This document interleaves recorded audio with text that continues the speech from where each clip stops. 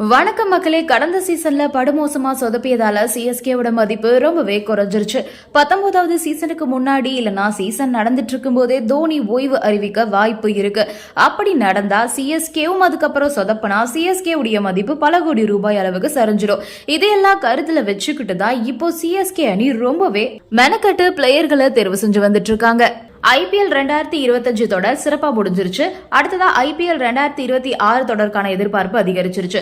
அதோட குறிப்பா IPL 2026 trading பேச்சுவார்த்தை தொடங்கியிருப்பதால விறுவிறுப்பு அதிகமாயிருச்சு. ஐபிஎல் மினி ஏலம் வர டிசம்பர் மாதத்துல நடைபெறும் அப்படின்றதுனால ஒவ்வொரு அணியும் எந்த அணியுடைய வீரர்களை ட்ரேட் பண்ணலாம், மினி ஏலத்துல யாரை தக்க வச்சுக்கலாம், யாரை விடுவிக்கலாம் இப்படின்னு திட்டம் போட்டு வந்துட்டு இருக்காங்க. இது ஒரு புறம் இருக்க, இன்னொரு புறம் ஐபிஎல் மினி ஏலத்துல சில புதிய வீரர்களும் என்ட்ரி கொடுக்க இருக்காங்க. ஜூலை தொடக்கத்திலேயே அணிகளுக்கு இடையிலான ட்ரேடிங் பேச்சுவார்த்தைகளும் தொடங்கியிருப்பதால எதிர்பார்ப்பு இன்னுமே எகிரி இருக்கு அப்படின்னு சொல்லலாம்.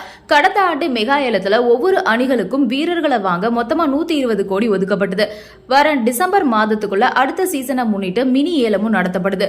அதுல அணிகளுக்கான தொகை அதிகரிக்கப்படும் அப்படின்னு சொல்லியிருக்காங்க. ட்ரேடிங் அப்படின்னா அணிகள் தங்களுடைய அணில இருந்து ஒரு வீரரை கொடுத்துட்டு மற்றொரு வீரரை பெற்றுக்குவாங்க. இல்ல அப்படின்னா ஒரு வீரரை மொத்தமா பணம் கொடுத்து வாங்கிக்குவாங்க. உதாரணத்துக்கு அப்படின்னு பார்த்தோம்னா 2024 மினி ஏலத்தை முன்னிட்டு ஹர்திக் பாண்டியாவை முழுமையா பணம் கொடுத்து மும்பை இந்தியன்ஸ் அணி ட்ரேடிங் பண்ணிக்கிட்டாங்க.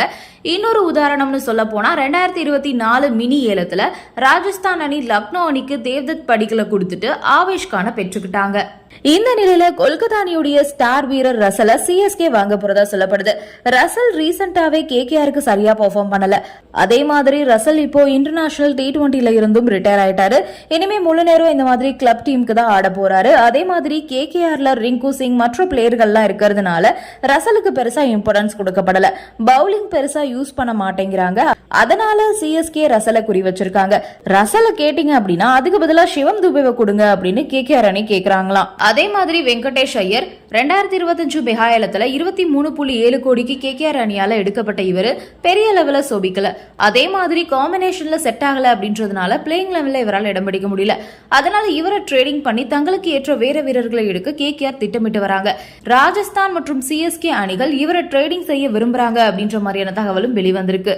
அடுத்ததா ஈசான் கிசான். சன்ரைசர்ஸ் ஹைதராபாத் அணி 2024ல 2வது இடத்தை பிடிச்ச நிலையில 2025 சீசன்ல 6வது இடத்துல நிறைவு செஞ்சாங்க. ஈசான் கிசான சன்ரைசர்ஸ் அணி 11 கோடியே 25 லட்சம் ரூபாய் கொடுத்து வாங்கினாங்க. எனவே ட்ரேட் செய்துவிட்டு வேறு வீரரை எடுக்கவோ இல்ல மினி ஏலத்துல அதிக தொகையோட களமிறங்கவோ சன்ரைசர்ஸ் ஹைதராபாத் அணி திட்டமிடலாம். இதனால சிஎஸ்கே மற்றும் டெல்லி அணிகள் இவரை வாங்கலாம் அப்படின்ற மாதிரி தகவல் வந்திருக்கு.